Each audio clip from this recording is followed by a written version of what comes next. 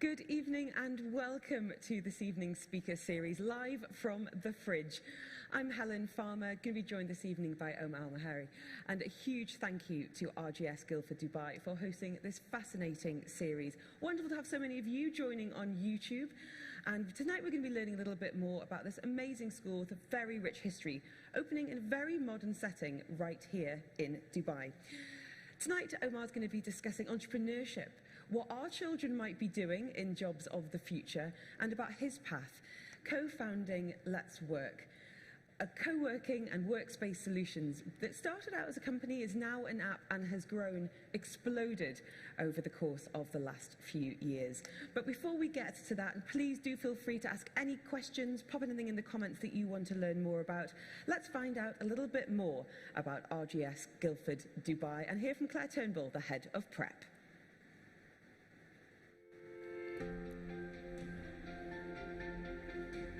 What shapes the people we become? At RGS Guildford, 500 years of history has prepared thousands of young people for life. We want to do the same in Dubai. As one of Britain's leading schools, RGS's spirit of innovation has kept it at the forefront of education. RGS Guildford in Dubai is about to become one of the finest international schools in the world for boys and girls. The curriculum in RGS Dubai will be based on that in RGS Guildford, and will also have direct oversight from myself and from the governing body here in Britain. Bonjour à tous. Well, actually, that could be quite easy. I try to push them to be curious and imaginative. Very good. To become the best people they can possibly be. It's really lovely to see them actually go out at the end of their school career. We've known them since they were very little, and they've transformed into really interesting and creative individuals. The RGS Guildford is a forward-looking school with a big heart, where academia is just one part of a richer experience. It's our responsibility to prepare young people for life.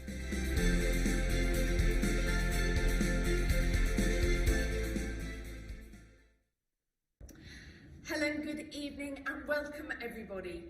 It's lovely to be able to put on the second speaker series in our whole programme of Amazing Minds, Inspiring Futures.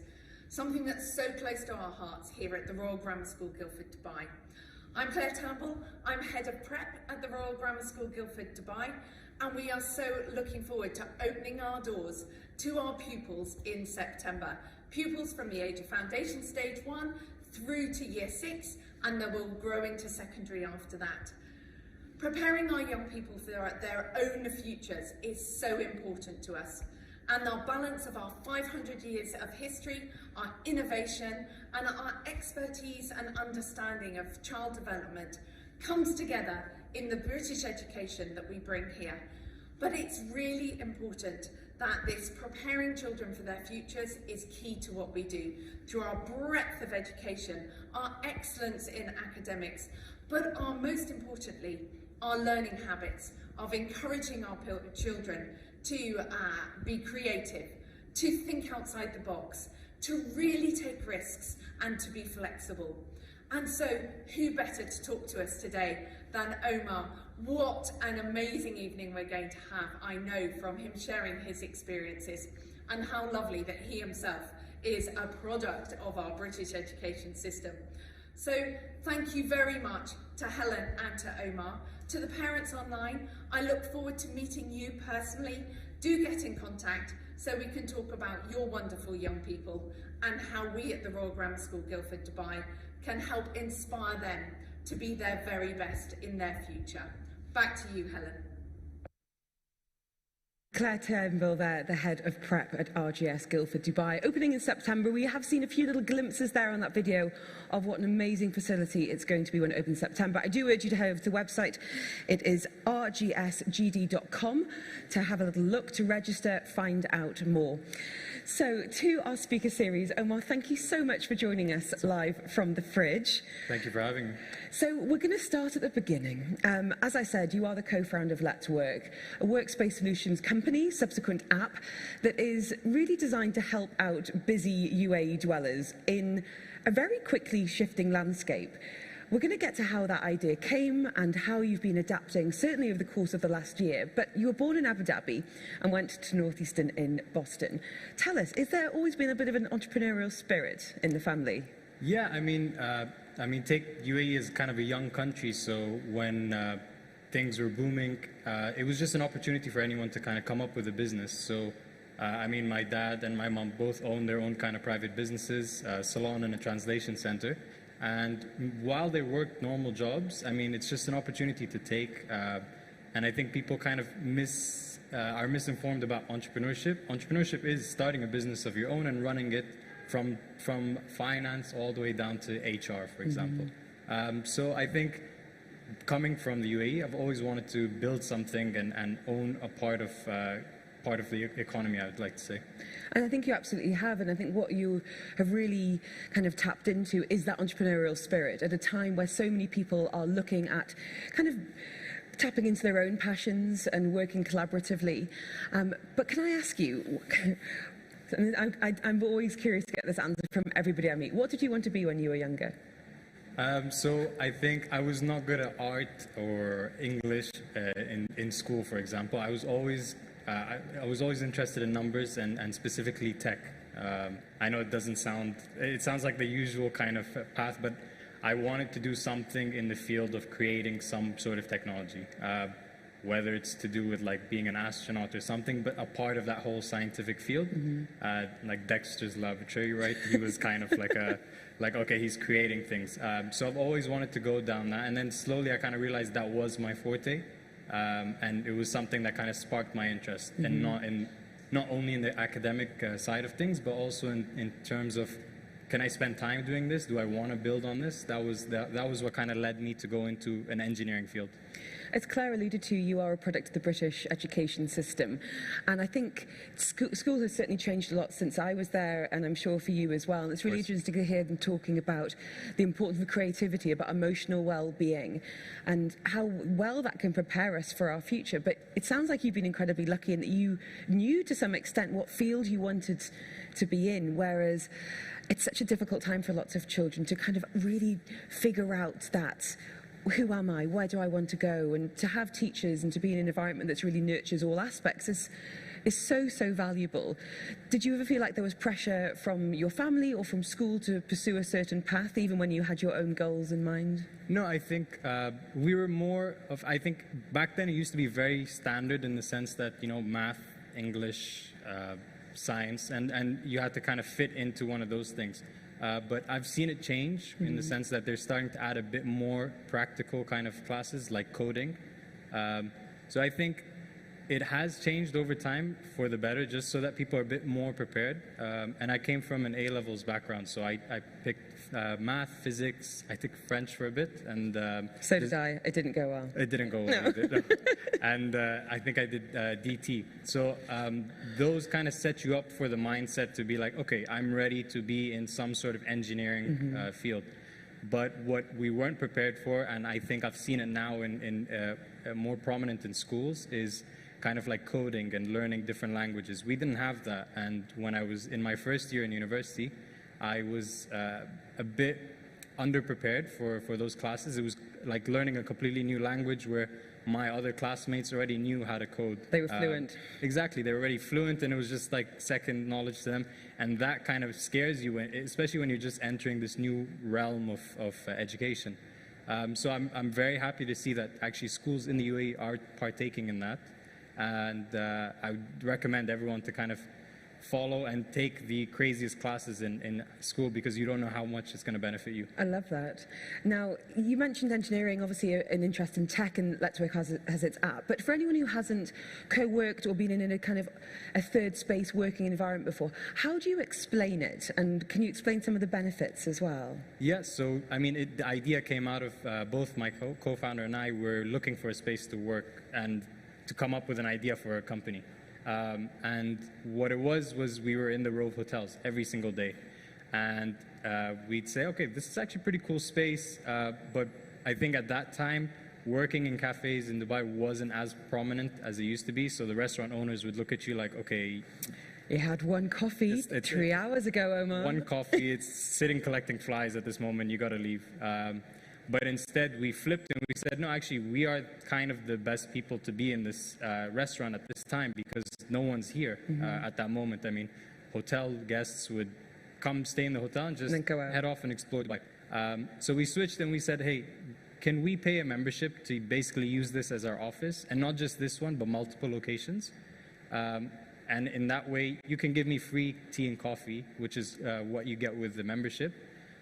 But in return, I'll bring footfall to your space and spend on food. So what Letswork is in the beginning, we diverted traffic to restaurants, cafes, hotels during off-peak hours. And so for the restaurants, they get 4 things. 1 is the footfall during off-peak hours. 2 is the incremental revenue.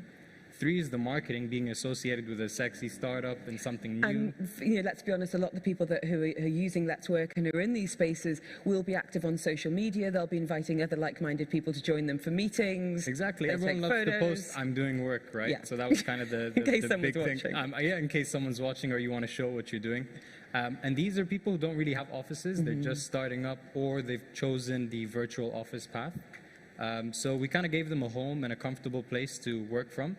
And another interesting thing that came out of it was just working from these places. Our members and myself, I felt this was, I liked the fact that other people were sitting there versus me being at home and just kind of hiding behind my desk. And having been a freelancer myself, it's incredibly lonely sometimes. And you talk about entrepreneurs there, and your family. When you are starting up something, you are everything. You are HR, you are PR, you're marketing, you're finance.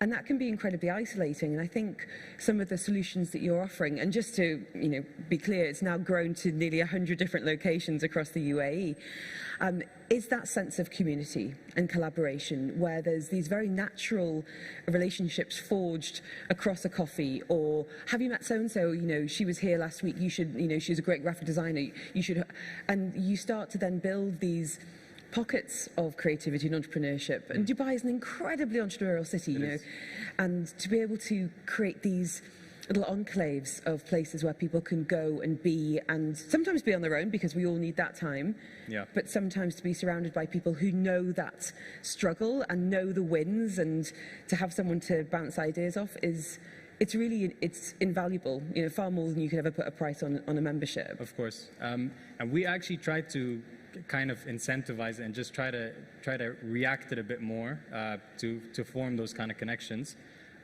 It was a bit harder to do. However, we saw it was happening exactly as you said. We had our mugs with the Letswork branding on it. So people were like, oh, you're part of Letswork. You're in the club. You're part of the club. Hey, what do you do? What do you do? And obviously we hosted a bunch of events. Now, obviously, it's all online, but that kind of helped us just kind of get to know our community. And the issue with us is we have so many different spaces. So how do you get all these people to mash up and join? But it was very interesting, the connections that came out, the people that met, and the businesses that were actually formed out of people meeting within Letswork. And then we've had the last year. I think it's been, about 20 minutes since we've mentioned the word COVID. So let's throw that into the mix. But the world has been completely rocked by the pandemic in so many ways, and the workplace is probably one of the most prominent that we've seen. Historically, we've had companies saying, we could never do flexible working, you could never work from home, that role doesn't lend itself, we've never done that before. And suddenly, 12 months ago, that was all turned on its head. And now, certainly out of the States, we're seeing data about 60% of the workforce not being in the traditional office. We're seeing numbers like 36% of people would rather work flexibly than have a pay rise. So let's take ourselves back to this time last year where, as you say, it's people coming together in public, and that's always a bit of a concern when you think of a virus situation. So what did you use that lockdown period for personally and professionally? So personally, my family was really happy because we were all stuck together, which was nice. I think I enjoyed lockdown because it was the first time in your life that you could just say, I don't have any social obligations. I don't need to be anywhere. I could just be here and do whatever I wanted to do. So it was like a month break from life. Professionally, on the other end, it was a bit hard because I think as a business owner, you never wake up thinking, oh, what if my business shuts down today? You think, okay, if we kind of fail in 3 months or in 6 months, but no one was ever prepared for if money stops today, what are you going to do? So that was a huge wake-up call for a lot of people. I think we wouldn't have been able to do it without our team. They were champions of this thing. Myself, I'm in charge of the developers, so we've always been working remotely. They're all around the world. So to them, it was kind of business as usual. What we did was we developed new concepts, we fixed up some stuff, so we made sure that we felt like a team and we were still working together. And that level of motivation is so, so important to feel like even if you're not meeting face to face or the routine has completely gone out of the window, you're still working together towards some kind of common goal. Exactly. And I guess a big plus for you guys is it's a young company, you're agile, you're resilient in many ways. And tell us then, now we're in early Q1 2021, how has the business changed and how have you had to adapt, for good and bad? So when we first launched Letswork, we were on the mindset that this is for freelancers, this is for entrepreneurs. So we chased that market. Specifically in 2018, that's when the freelance license came out in the UAE. So it was a perfect time for us to kind of say, hey, we are the freelancing app. What happened with COVID, we kind of took a step back. We're like, okay, now people don't want to meet. People are working from home. How do we incentivize people to come back? Number one. And number two is we have a new market where everyone is now been educated and ready to remote work. So what do we do to kind of bring these people together? We took it step by step. The first thing we launched, and we were working during lockdown on this, was kind of like the Airbnb for offices and meeting rooms. But we did it with a spin in the beginning. We took hotel rooms and converted them into private offices. That's such a smart idea. It was great because the hotels needed a bit of a push, and they needed something to kind of make people feel like, no, this hotel is still open. And safe. And very safe. It's your space. And as well, it kind of helped people say, I need to get out of home, but... I can trust me. Exactly. As a working mum, children don't understand that if you're at home, you're working, and it's very confusing to them. Yeah. You know, having dogs, having kids, having all of the embarrassing Zoom call situations where they're like pulling at you, to be able to go to a quiet space that feels like a designated work mode on is incredible. So the beds came out and desks went in? Beds came out, desks came in, and it was so quick. I mean, we had a team, we had marketing people helping us, we had the hotels helping us. My team were ready. They kind of structured the room. They took the pictures. We filmed the video, and it was out within a week, which was incredible. Even we did it with the Rove hotels first, and even they were like, "Okay, this is pretty crazy." We got it done, and soon after, every hotel was trying to do the same thing. Funny or calling us, right? Which is fine. I mean, that's how you kind of get the idea across. But yeah, you're right. Working mothers were kind of our first step into that. The struggle and juggle is very real. It's very real indeed. And I think we have seen that boomerang effect now. We've got people who, through lack of earnings or through job loss or through sheer creativity and seeing opportunities, problem solving like you did when you started, that startup culture has almost been reinvigorated. We've seen record numbers of licenses being issued in the last couple of months. So there has been this boomerang effect of people getting out, getting creative.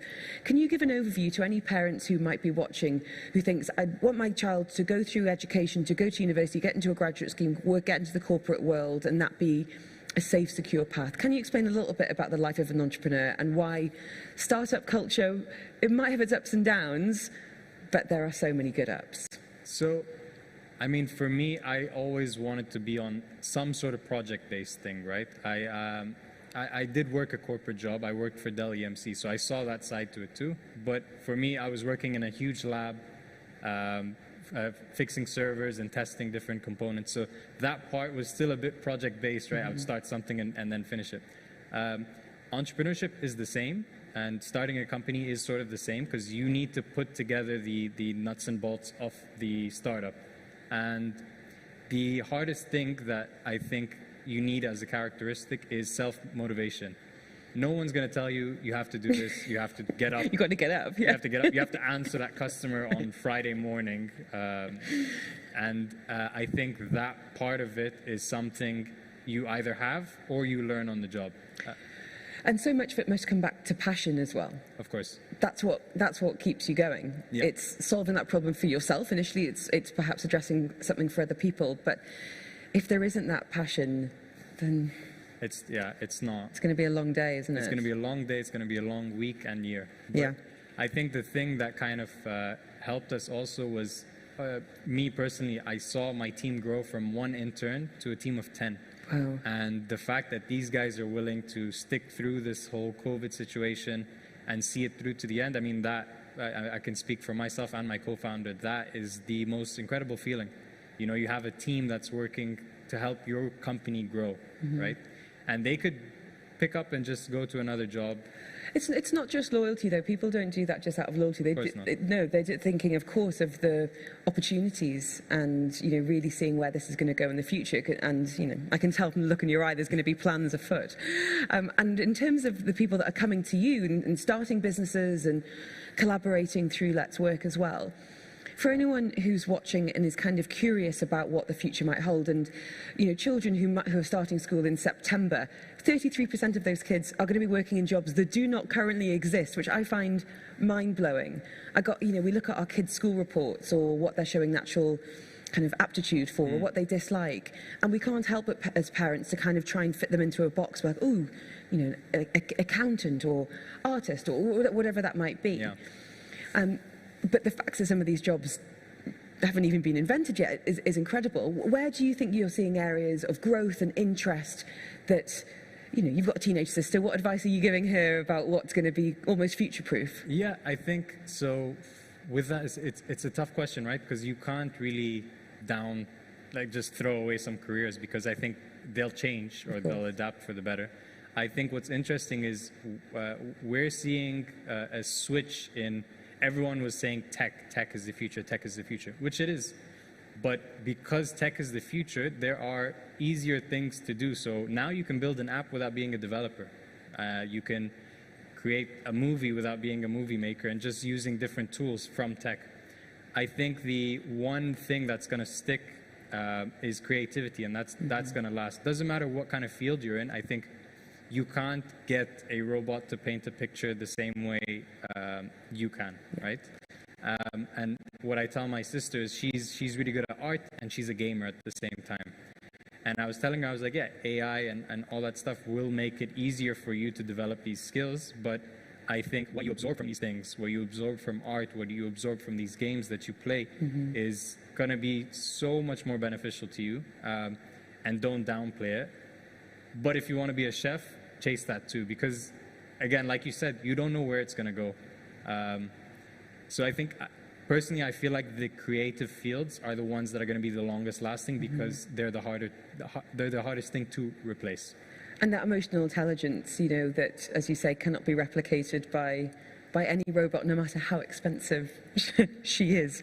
So I did say that, you know, I know that Letswork has evolved a lot in the last couple of years, and certainly in the last year. What is next? What's the eye on the prize? So I can go from the big vision, yes, what we're looking for. So Hamza and I always had this kind of idea, you know, WhatsApp's your go-to messaging app. Instagram's the one that you can spend hours on. YouTube's to watch videos. But there's never been something so connected to work, where what I kind of see is, if you're new to Dubai, here's the work app. If you want to meet people, you can use that. If you want to find a place to work from, you can use that. If you're looking for a job, you can use that. You need a meeting room or an office, you can use that. Any perks that your company want to give you, why don't you use Letswork, right? It's in the name. And what we want to do is be able to create a cookie cutter approach and basically roll it out to the GCC, to as far as we can go. That's kind of the big vision. Obviously, it's step by step. But I think now, because remote working is the hype, so now our kind of focus is, okay, how do we get out there more? How do we push our names out there and get more people to use it? Because during COVID, we stopped all marketing. The thing that kept us going was we switched our referral program, we made it more enticing, and we depended completely on referrals, and it helped us get through. If I say, hey Helen, you should use this product, versus a Facebook ad telling you to use the product, obviously you're going to... Exactly, the peer-to-peer is so much more powerful. Exactly. Well, thank you again for tuning in. There's so many of you on YouTube here, and we have had a number of questions coming in.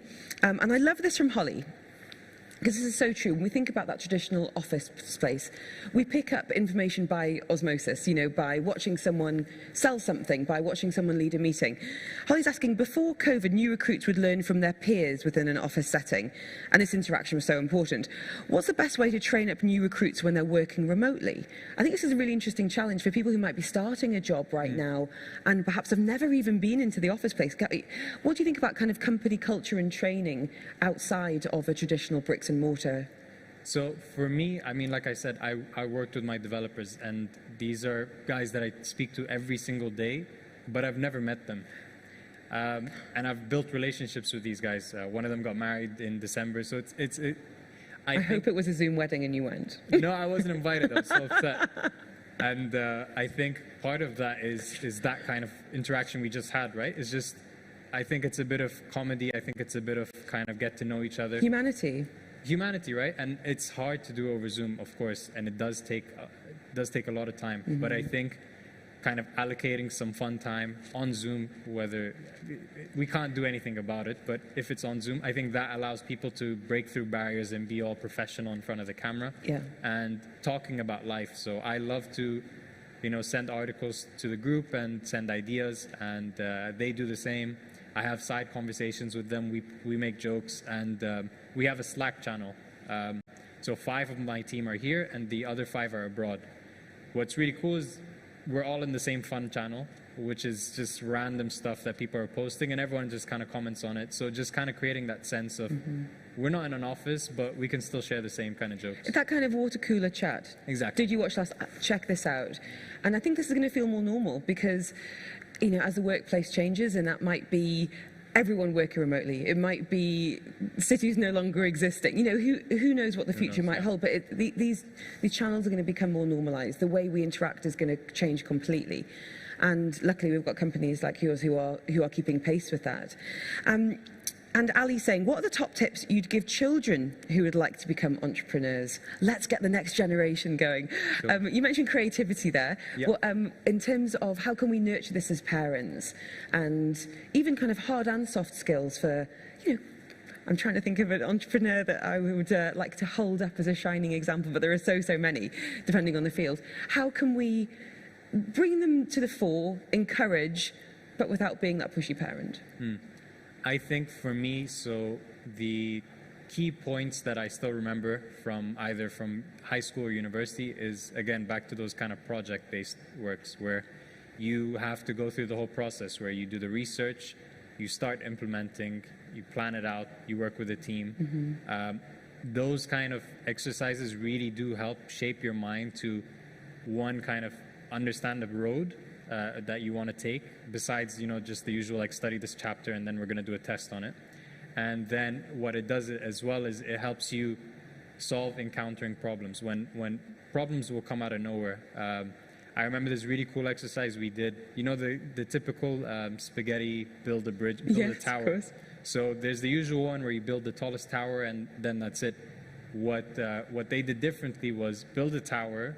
This is the amount of pasta we're going to give you, and this is the amount of tape, and this is your team, and you have to listen to them. What they did then was started taking away some pasta from us, giving it to someone else, cutting our time in half, switching out teammates, telling us the task has changed. So that kind of agility is always really important, and I think being in these kind of projects where you don't know what's going to happen really prepare you for coming up with a business, because you own it and you want to see it through. And therefore you come up with creative solutions to solve it. So having variables put in your way, improvising at life, being adaptable. And I think also not being afraid to fail sometimes. There's a huge amount to be learnt from failure. I'm a firm believer that... We've failed quite a few times. Have you? Of course. Would you like to share with the group? Hamza is going to kill me. My favorite one was... I don't know why I decided to play around with our Google Ads. Now we understand that Hamza's forte is marketing, sales, and business. Let him do that. I'm tech. Let's not cross over. Let's just advise. I was like, Hamza, I don't think we're doing our Google Ads right. So he's like, okay, fine, take over. And I took over, and next thing I knew, it was just me and him in the team. We had our numbers on the website. We were getting calls for McDonald's deliveries. every 2 minutes, and there was a lot, and we spent almost how much money, because I don't know what happened, but we were showing up when people were Googling McDonald's. I mean, there could be, in the Venn diagram, there could be a small crossover. I thought we were getting pranked. I didn't even stop. I was like, no, Hamza, I'm sure I did it right. This is not what happened. But it taught us that this is your stuff and this is my stuff. I do think it is through failure that we learn how to succeed, and of course, sometimes keeping in our lane. Keeping in your lane, definitely. Omar, thank you so much for your time today. So it's been a real pleasure to hear about your personal entrepreneurial journey, to get an understanding of what's happening, behind the scenes, and what it takes to succeed. You coming from a really strong academic background, entrepreneurial family, and having a passion to solve a problem, and I think that is the real crux of it. And thank you to all of you for being with us on YouTube as well, to The Fridge for hosting, and of course to RGS Guildford Dubai. Please do head over to the website for a look at this amazing school, opening September this year, from foundation level up through. Clare Turnbull, an amazing resource for information. It's always on hand to answer any of your questions. Head over to the website again, rgsgddubai.com, my apologies. And please do feel free to forward this link on to anyone you think would find it interesting, intriguing, useful, about entrepreneurship, about the future of education, and what our kids might be doing in the future. And stay tuned for news of the next Speaker Series event coming very, very soon. Have a wonderful evening ahead. Thank you.